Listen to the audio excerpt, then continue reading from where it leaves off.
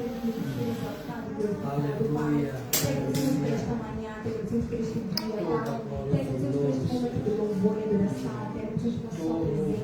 Agradecemos a Senhor pela presença do cada irmão que está aqui presente, Pai. Te honramos e glorificamos, Pai. Convidamos o Espírito Santo para que permaneça aqui entre nós. Convidamos o Espírito Santo para que esteja aqui no nosso meio, Pai. Que o Senhor fale conosco, Pai. Use o seu servo, Pai. Abençoe o nome do Senhor Jesus Cristo. Unja-o, Pai. Inclui em nós a sua mensagem, Pai. Nós não queremos ouvir homens falar, nós queremos ouvir o Senhor falar, Pai. Fale conosco, Deus, Pai. Tome o coração de cada um dos irmãos, Pai. Que cada um de nós saia daqui depois de ouvir a sua palavra, Pai. Depois de ouvir a sua voz, Pai. Que ninguém saia do jeito como entrou, Pai. Que o Senhor provoque transformação no nosso ser, Pai. Que o Senhor mude a nossa mentalidade, Pai. Que o Senhor mude os nossos desejos, Pai. Que o Senhor mude os nossos planos, Pai. E alinhe-nos a sua palavra, Pai. Nós expulsamos os espíritos maus, Pai. Que possam querer estar aqui a trabalhar, a distrair as pessoas, Pai. Pedimos para que o seu Espírito Santo esteja em nós, Pai. No nome de Jesus Cristo. Amém. Vamos sentar, meus irmãos.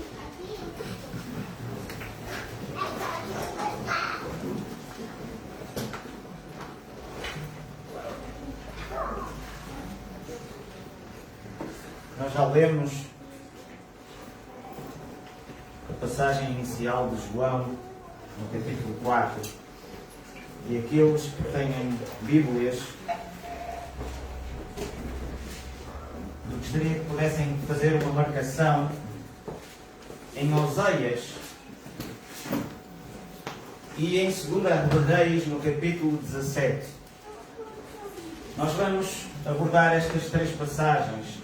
Vamos abordar algumas em Oseias, vamos ver o capítulo 17 de 2 de Reis e vamos depois voltar novamente a esta passagem inicial que lemos de João 4. Vamos falar aqui um pouco do final do capítulo 3 e depois voltar realmente aqui ao capítulo 4. E toda esta passagem que nós lemos tem aqui um contexto, tem aqui uma história no qual realmente é importante nós podermos analisar e conhecer para percebermos o porquê de realmente Jesus ter ido àquele poço e ter encontrado aquela mulher. Porque ele próprio diz que realmente é necessário. É realmente uma situação que ele fez um percurso de atravessar realmente desde Jerusalém até a Galileia. Ele quis passar por Samaria exatamente para se encontrar com aquela mulher naquele lugar. Então nós, ao lermos a passagem, nós vimos lá claramente que os samaritanos eram desprezados pelos judeus. Então temos que entender aqui toda a história. Eu gostaria realmente de dar esta introdução, realmente desta origem, esta origem étnica e esta parte religiosa, que havia realmente uma parte de uma mistura em que existia entre os outros povos, neste caso na parte de Samaria. E então esta mistura que nós também vemos refletida no texto, no contexto da adoração ao Senhor. São duas formas diferentes que eles utilizavam de adorar, com práticas religiosas, até no caso de Samaria, religiosas estrangeiras. Então nós, realmente, quando nós percebemos a história, nós verificamos o reinado de Israel, quando nós verificamos aqui a parte desde de Saul, nós vemos a situação depois de David e passamos para uma situação em que Salomão reinava realmente sobre Israel. E é a partir daqui que nós vemos assim uma situação que acontece já com Salomão, que é uma divisão que existe no povo. Ou seja, todo o povo estava debaixo de um só reino, portanto, e a partir de Salomão, e Deus realmente diz aqui que advém realmente da idolatria de Salomão.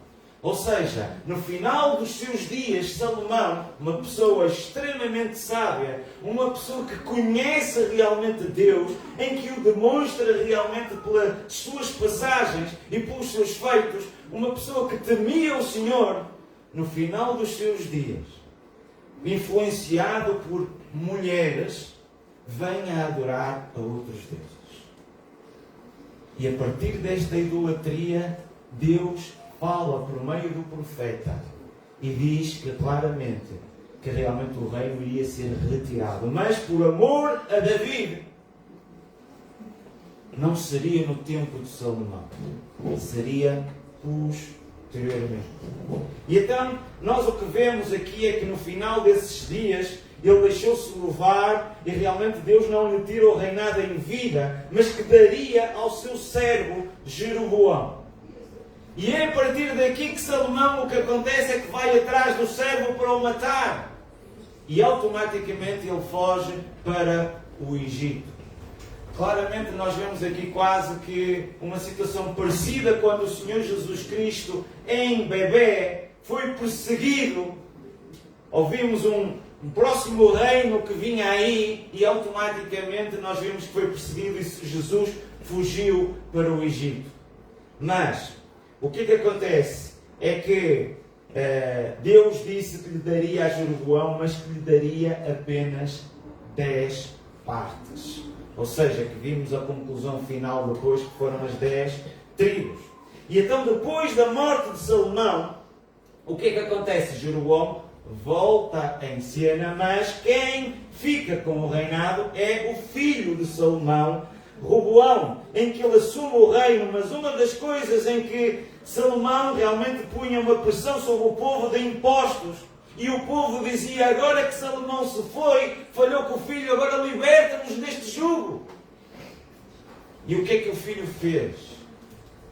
Aumentou ainda mais os impostos. E até que o povo disse: o que é que eu tenho a ver com a linhagem de Davi? E esses 10 tribos automaticamente formaram um reino, quando o rei Jeroboão, o servo de Salomão, ficou como rei das tribos a norte, chamado o Reino de Israel. E a sua linhagem de David ficou Judá e Benjamim, que ficaram aqui chamado o Reino de Judá. E então a partir daqui existiu esta divisão. Reino de Judá, o que vem depois de ser chamado dos judeus. E a partir realmente do reino a norte, nós vemos o reino de Israel, dessas 10 tribos, que depois vêm-se a dividir em 2, que é Samaria e a Galileia. Mas, nós, para continuarmos a perceber esta divisão, não foi só por causa disto que existia esta desavença entre eles. O que realmente nós verificamos aqui é que este reino divide-se. Nós estamos a falar em 930 antes de Cristo, onde a capital do Reino do Norte era Samaria e o capital realmente de Judá era Jerusalém. E aqui realmente nós o que verificamos é que estas duas nações, o que existia é que as tribos do Norte, quando chegavam para adorar a Deus, deslocavam-se a Jerusalém para adorar no templo. E Jeroboão, o servo de Salomão, que foi escolhido por causa da idolatria de Salomão, automaticamente faz uma coisa terrível. Com medo de perder o reino, que essas tribos voltassem para o reino de Judá, automaticamente decide que para adorar a Deus, realmente define 2 locais. E nesses 2 locais ele constrói bezerros de ouro em Betel e em Dan. Betel mais a sul e Dan mais a norte. Vemos aqui já quase uma separação da Samaria e da Galileia. 2 outros locais. Mas não tem nada a ver essa divisão. Mas o que acontece é que Jeroboão recebeu um reino porque Salomão caiu em idolatria. Mas depois o próprio Jeroboão conduziu o reino do norte ainda mais para a idolatria, levando a adorar estes bezerros de ouro. E se nós formos ver os bezerros de ouro, já vêm desde a saída do povo do Egito, devido às influências dos outros povos pagãos. E então, nós o que verificamos aqui é que havia um povo que não tinha terra, que eram os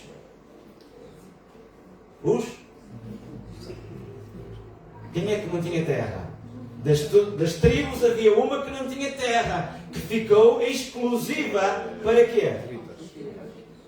Para adorar a Deus. Que eram os Levitas. E eles não tinham terra. E então os levitas tanto estavam a sul como estavam a norte. Mas a partir do momento que Jeroboão disse assim, não é para ir ao templo e vamos adorar aqui estes bezerros, os levitas automaticamente disseram, isso não. E então deslocaram-se para sul. E então vimos as 2 tribos, mais agora os levitas que serviam no templo. Porque eles não concordaram com a idolatria.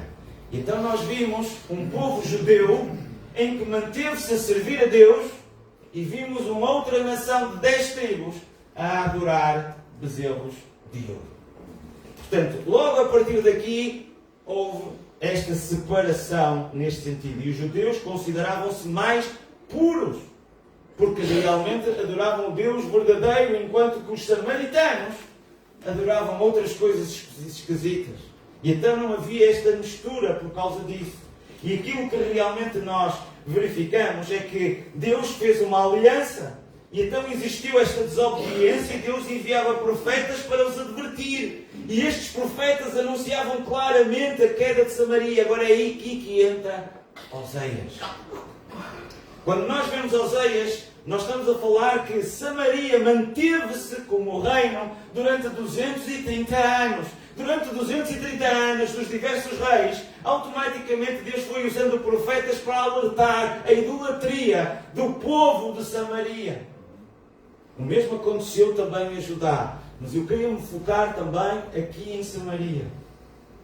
E em Oseias, aqueles que já têm aberto, em Oseias no capítulo 8 e no verso 6, nós encontramos aqui realmente quando o profeta está a dizer a Samaria, olha, aqueles bezerros que vocês fizeram, tudo isso vai ser destruído. E nós verificamos Oseias 8:6, porque o bezerro de Samaria será quebrado em pedaços.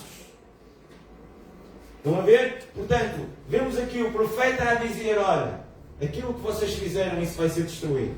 Se nós verificamos depois e saltarmos para o capítulo 13 e o verso 16, vemos aqui que Oseias ministrou precisamente durante os últimos anos do reinado do norte, em que ele diz assim, olha, Samaria virá a ser assolada porque se rebelou contra o seu Deus.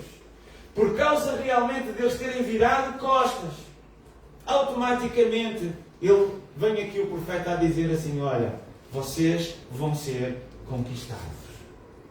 Vocês vão deixar de existir como povo. E a partir daqui é interessante que Oseias utiliza constantemente uma linguagem que realmente é fabulosa, e é essa linguagem que eu gostaria de trazer aqui, que é o adultério espiritual. Israel tinha abandonado o verdadeiro Deus e tinha ido atrás de outros amantes. Para nós podermos entender verdadeiramente esta linguagem, imaginem o vosso cônjuge que tinha feito uma aliança convosco, em que prometeu fidelidade, andava agora com outras pessoas. É este exemplo que Deus transmite através de Oseias para o seu povo, em que Deus fez uma aliança com o seu povo e agora o povo anda com outros deuses. E realmente é este foco. Quando nós realmente olhamos e verificamos, e se nós nos pusermos no lugar de Deus, neste tipo de posição, é esta comparação. Imaginem que agora a pessoa que fez uma aliança convosco, em que prometeu fidelidade, agora amava a outras pessoas. Nós olhamos para o capítulo 3, logo o primeiro verso de Oseias 3, nós vimos aqui, disse-me o Senhor, vai outra vez, ama uma mulher, amada de seu amigo e adúltera.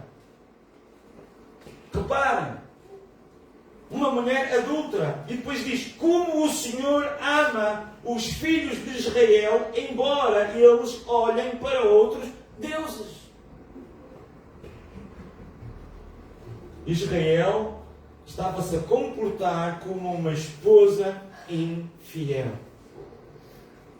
E Deus apresenta-se aqui como um marido traído. Anuncia pelos profetas que Samaria vai ser conquistada. Mas uma das coisas que ele continua realmente aqui a dizer é que Deus promete, mesmo sendo traído, que procurava novamente a sua esposa.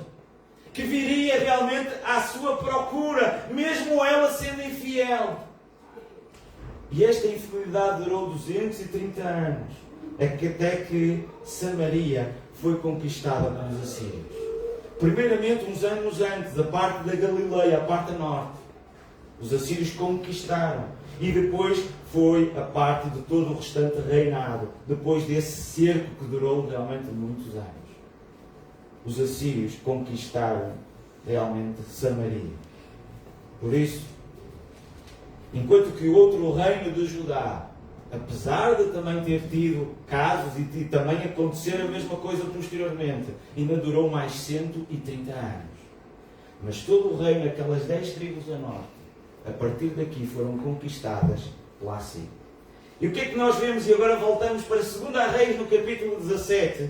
Se nós aqui vamos perceber aqui uma coisa muito interessante, é que depois da queda do reino do norte, do reino de Israel, o rei da Síria trouxe populações estrangeiras para as cidades de Samaria. E aqui em 2 de Reis, no capítulo 17, no verso 24, nós o que é que vemos? E todo este capítulo fala-nos aqui, é uma coisa muito... Quem gosta de história, puder ler todo este capítulo 17, é muito interessante. Nós verificamos então assim, o rei da Síria, 2 de Reis 17, 24. O rei da Síria trouxe gente, e agora reparem, da Babilónia, de Cuta, de Ava, de Amate, de Serafim, e fê-los habitar nas cidades de Samaria, em lugar dos filhos de Israel, e tomaram posse de Samaria e habitaram nas suas cidades. Reparem, quantos povos passaram a viver junto lá com os samaritanos? Quantos? Quantos? Ora, vamos recapitular. Primeiro, quais foram os? Da Babilónia. Segundo, Cuta. Terceiro, Ava. Quarto, Amate. E quinto, Sefravim. Portanto, nós vemos aqui que estas populações trouxeram, e ao lermos todo este capítulo 17, nós vemos que eles trouxeram os seus próprios deuses, as suas próprias práticas religiosas. E o que é que foi o resultado? Uma religião misturada. Se virmos depois o versículo 41 de 2 Reis 17, nós o que é que lemos? Assim, estas nações temiam ao Senhor e serviam também Imagens. Ou seja, é um pé num sítio e o pé no outro. Adoravam o Senhor, mas adoraram também outros deuses. É adorar a toda a gente. Agora reparem, de um caso de adultério já passa para uma confusão em que se está na mesma, em que vemos aqui que temiam o Senhor, mas serviam às suas imagens de escultura. E os judeus consideravam realmente estas pessoas impuras. Olhavam realmente para eles com um profundo desprezo. E é este contexto que realmente nós verificamos. Porque nós, quando olhamos aqui, nós vemos aqui que eles temiam. Se nós verificarmos até um pouco antes, o verso 33, ele diz assim: temiam ao Senhor, mas também serviam aos seus próprios deuses, segundo o costume das nações, dentre os quais tinham sido transportados. Estão a ver? Todo este o conceito que nós verificamos aqui, em que realmente há um total desprezo dos judeus para com os de Samaria, devido a tudo aquilo que eles faziam. E é aqui que realmente agora nós entramos na parte da mulher samaritana. Quando nós olhamos antes do capítulo 4, no final, em João, no capítulo 3, e o verso 29, nós temos aqui uma passagem também magnífica que dá aqui introdução ao capítulo 4. Que é realmente uma passagem em que João Batista está a falar realmente sobre Jesus. E ele diz assim, João 3, 29, aquele que tem a noiva é o noivo, mas o amigo do noivo que está presente e o ouve, alegra-se muito com a voz do noivo. Assim, pois, já esta minha alegria está cumprida. João vem aqui trazer, e Jesus diz que ele realmente foi o maior dos profetas. E João vem aqui realmente revelar, trazendo Jesus como noivo, e automaticamente fala aqui de uma noiva. E é aqui que nós, ao percebermos todo este desenrolar de todo este contexto, nós verificamos o noivo a chegar perto da noiva. Vamos chegar lá a esta situação, não entrando já na parte final, na conclusão. O que é que realmente nós vemos? É esta colocação significativa que João apresenta-nos o noivo aqui para realmente entrarmos e leva-nos até um poço, um qual realmente, se nós conhecermos muito bem a parte do Antigo Testamento e toda a história, o poço era realmente um lugar realmente fabuloso, onde aconteciam muitas histórias. E realmente nos remete a várias memórias de encontros que têm a ver com encontros conjugais ou matrimoniais que aconteciam precisamente junto a um poço. Nós vemos o caso realmente de Abraão, quando perdeu a sua esposa Sara, o seu filho Isaac ficou realmente muito triste. E Abraão diz que era preciso encontrar uma esposa e mandou o seu servo realmente ir ter à sua terra para buscar realmente lá uma mulher. E esse servo realmente pediu orientação a Deus para que realmente lhe pudesse mostrar qual seria essa mulher. E realmente ele deu, olha, que lhe desse exatamente esse sinal, que era aquele que lhe desse realmente de beber. E é aqui que realmente nós encontramos em Gênesis 24, 17. Então o servo correu ao encontro e disse: dá-me de beber, peço-te um pouco de água do teu cântaro. A mulher que realmente lhe deu, realmente foi e que se tornou a noiva de Isaac. Vemos tudo isto junto a um poço. Se nós verificamos mais à frente, Jacó, a partir do momento em que ele fez uma partida ao seu irmão, fez de conta que era o seu irmão, encheu-se realmente de pele para receber a bênção do seu pai, automaticamente Esaú ficou furioso com ele e ia atrás dele para o matar, e ele fugiu. E ele voltou exatamente à sua terra. E o que é que realmente acontece lá? É que quando ele chega, ele também. E aconteceu que quando Jacó viu Raquel, filha de Labão, irmão de sua mãe, e as ovelhas de Labão, irmão de sua mãe, chegou Jacó, revolveu a pedra da boca do poço e deu de beber às ovelhas de Labão. E vimos aqui que ele apaixonou-se por Raquel e a partir daí começou a trabalhar 7 anos e depois realmente recebeu Lia e depois teve que trabalhar mais outros 7 anos por Raquel. Podemos também novamente encontrar isto em Moisés. Moisés conhece a sua esposa, também que viria a ser a sua mulher, junto a um poço. Encontramos realmente em Êxodo 2. E o sacerdote de Midian tinha 7 filhas, as quais vieram tirar água e encheram os bebedouros para dar de beber ao rebanho de seu pai. Então vieram os pastores e expulsaram dali. Moisés, porém, levantou-se e defendeu-os e deu de beber ao seu rebanho. Uma delas, Zípora, tornou-se a sua mulher. Vemos o noivo, vemos o poço e vemos uma mulher. Quando olhamos aqui para João 4, nós olharmos, vemos aqui que realmente nesta cidade de Samaria chamada Sicar, era realmente nesse monte onde adoravam realmente também ali os samaritanos. E essa herdade que Jacó tinha realmente dado ao seu filho, estava ali a fonte de Jacó, e Jesus, cansado do caminho, assentou-se junto à fonte. Isto na hora sexta, e veio esta mulher tirar água, e Jesus disse: dá-me de beber. Vemos aqui realmente uma surpresa para que todos nós, porque quando nós pensamos realmente numa esposa, quando pensamos realmente nisto, nós pensamos se calhar numa pessoa virtuosa. Mas esta mulher realmente que veio era tudo menos virtuosa. Se nós olhássemos para o padrão de todas as histórias anteriores, podíamos esperar que pudesse vir aqui uma mulher israelita. Mas quem é que aparece? Uma samaritana.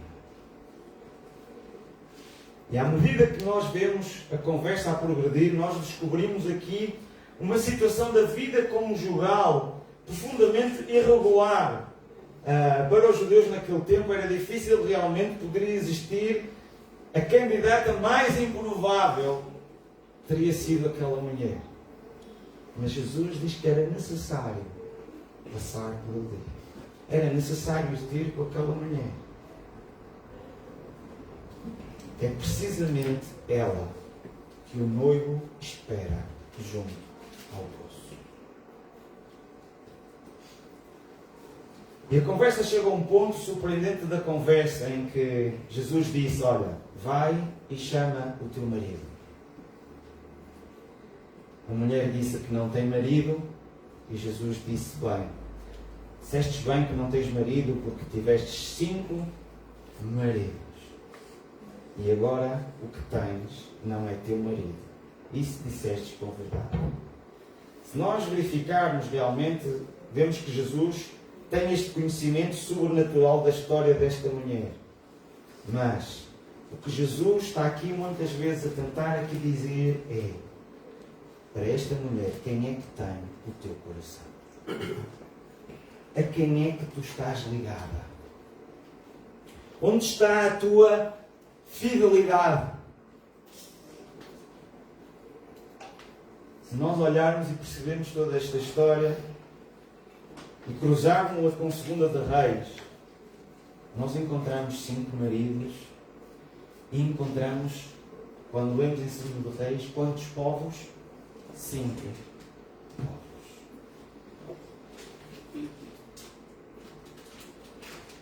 Samaria tinha vivido durante séculos numa espécie de infidelidade espiritual. Conhecia o Deus de Israel, mas a sua história estava marcada por uma mistura religiosa. Se nós olharmos aqui, nós vimos que Jesus vem dizer que nem é neste monte, nem é em Jerusalém. Imediatamente depois de Jesus falar em maridos, a mulher muda de conversa numa questão de adoração. E a partir do momento em que Jesus realmente revela, a mulher diz: Senhor, vejo que és profeta. Os nossos pais adoraram neste monte e vós dizeis que é em Jerusalém o lugar que deve-se adorar. Nesta conversa de maridos, isto passa para a adoração, e Jesus vem dizer que os verdadeiros adoradores adorarão o Pai em espírito e em verdade, porque o Pai procura a tais que assim o adorem. Deus é espírito e importa que os que adorem o adorem em espírito e em verdade. O problema fundamental já não é apenas onde adorar. Se era em Jerusalém, se era em Gerizim, que era aquele novo lugar, que realmente depois dos bezerros terem sido destruídos, foi a esse novo lugar encontrado para adorar, num monte, mesmo junto perto deste poço, em Sicã. Esta questão torna-se a partir de um ponto em dizer: quem é que adoras? Será que tu já fizeste uma aliança com Deus? Tu tens-te mantido fiel?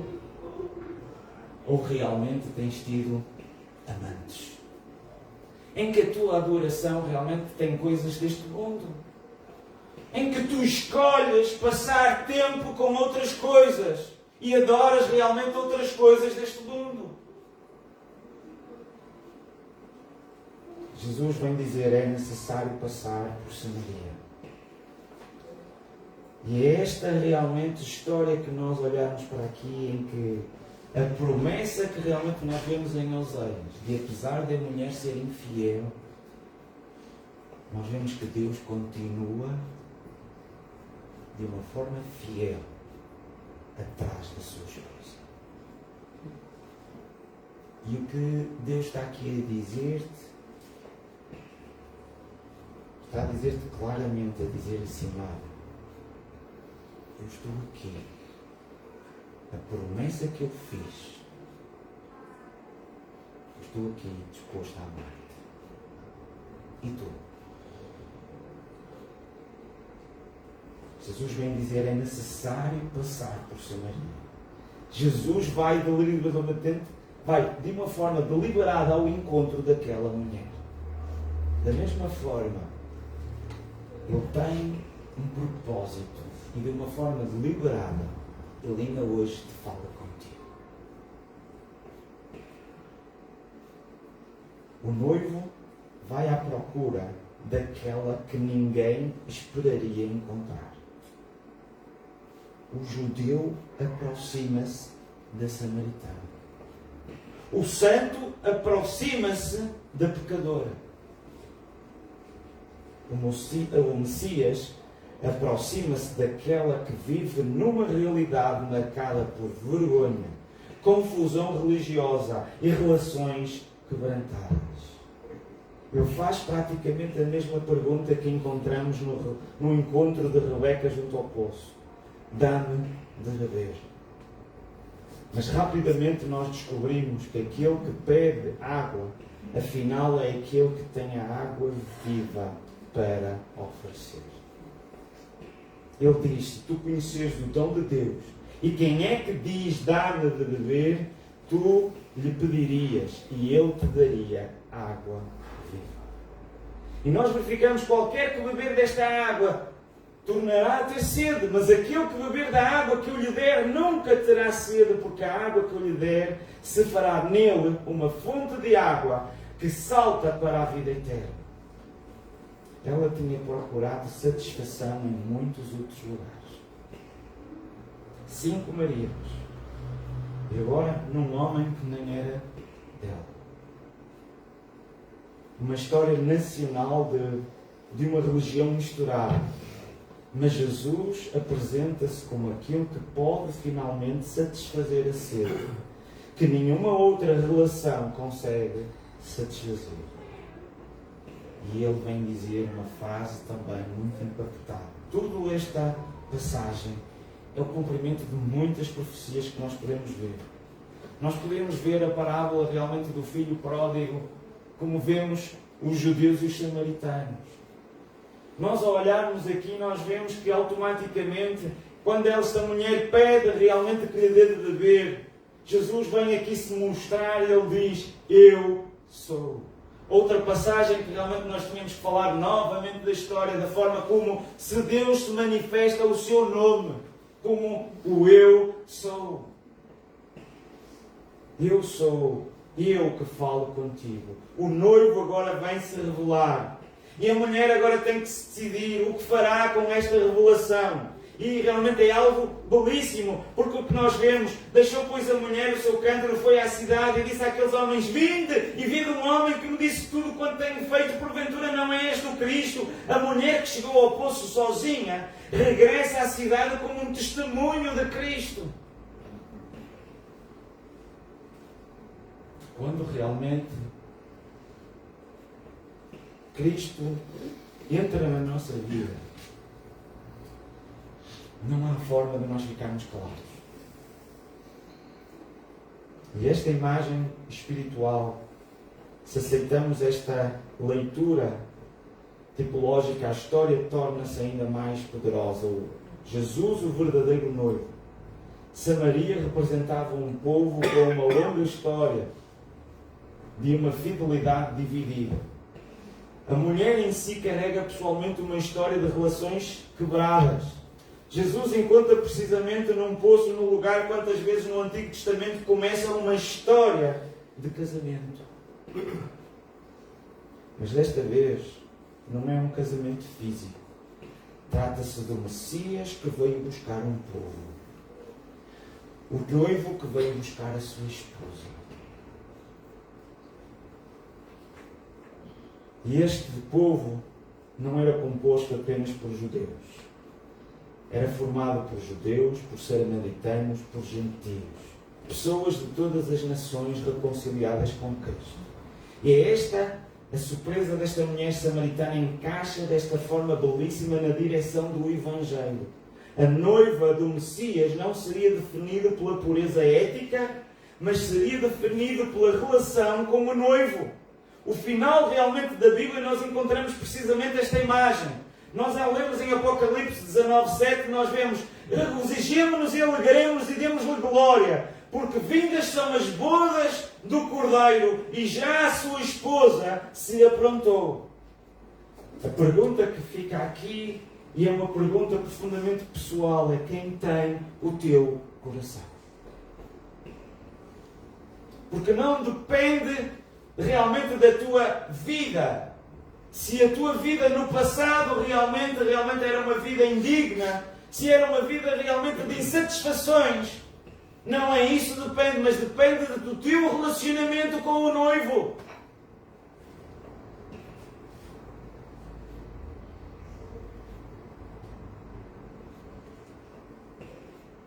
Quem tem no teu coração?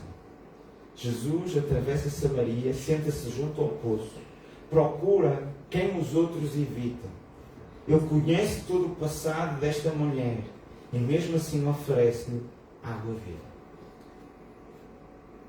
Tu podes olhar para ti e fazeres um rescaldo desde que tu nasceste, as tuas memórias, de todas as coisas, do teu passado, que certamente muitas coisas tu não te alegras, de muitas vezes que tu tomaste escolhas erradas, que tu viraste costas a Deus, que seguiste por caminhos errados e mesmo assim o noivo quer te dar água, quer se relacionar contigo.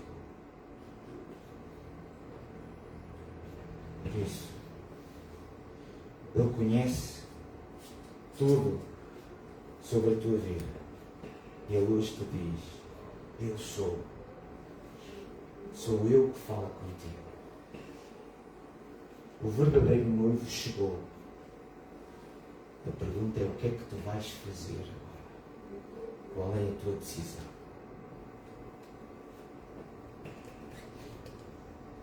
No tempo que tu tens daqui para a frente, vais continuar com a tua vida na mesma? Ou vais beber desta água? Ou vais começar a ter um relacionamento com Ele? Vais começar a ter um namoro? Vais começar a ter um noivado? Quando a gente começa a namorar, a ter um noivado, a gente não olha para outras pessoas. A gente começa uma situação de fidelidade. Vamos ter que lavar as nossas vestes, preparar o enxoval. Vamos ter que abdicar muitas coisas deste mundo para iniciarmos um relacionamento com o noivo. É isto que Ele espera da sua igreja. A decisão agora é de cada um. Tu podes agora, depois de ter escutado a palavra, de ter escutado o Evangelho, tu podes agora desligar-te e voltar-te aos velhos costumes, às mesmas misturas. Podes estar com um pé e temes o Senhor e com o outro pé realmente com as coisas deste mundo.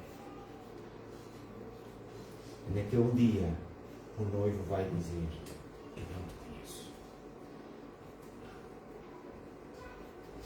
E nestas bodas vais ficar de fora. Vai haver um dia, e esse dia está para breve. Irmãos, vejam as notícias e vejam a quantidade de terremotos. Vejam que a terra está a gemer. Jesus está às portas. Dentro em breve vai se fechar. Temos agora uma oportunidade ainda de beber desta água. A escolha é tua. O Senhor nos abençoe. Vamos ficar-nos de pé e vamos entoar um canto.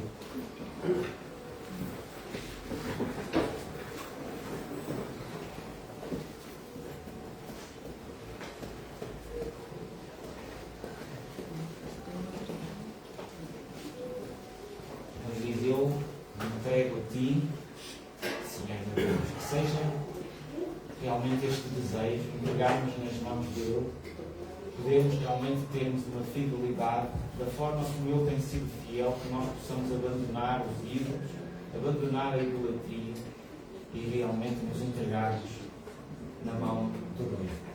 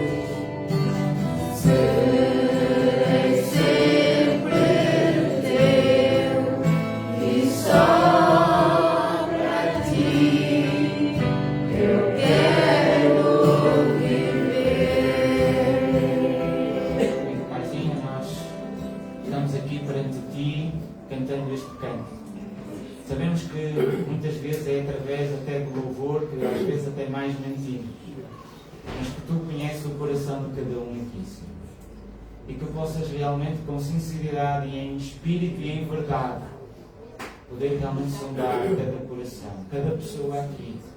Aquelas que cantaram este cântico com um verdadeiramente sentimento de verdade. Realmente que é para Ti uma alegria tremenda.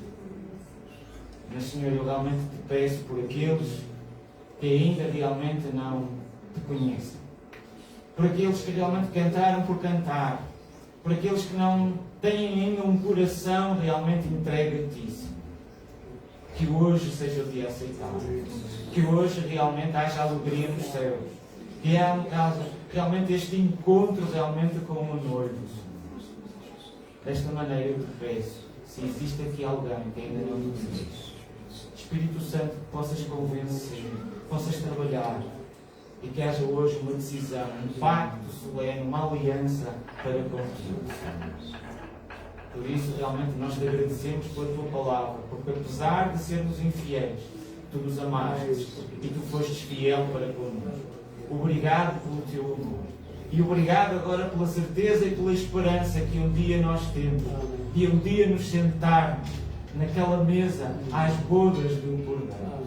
E realmente até lá ajuda-nos a prepararmos, a nos santificarmos, a anunciar também a este mundo que realmente Tu brevemente virás. Desta forma, Senhor, usa-nos conforme nós cantamos. Mostra-nos o Teu caminho, para que assim possamos seguir. Em nome do Senhor Jesus. Amém.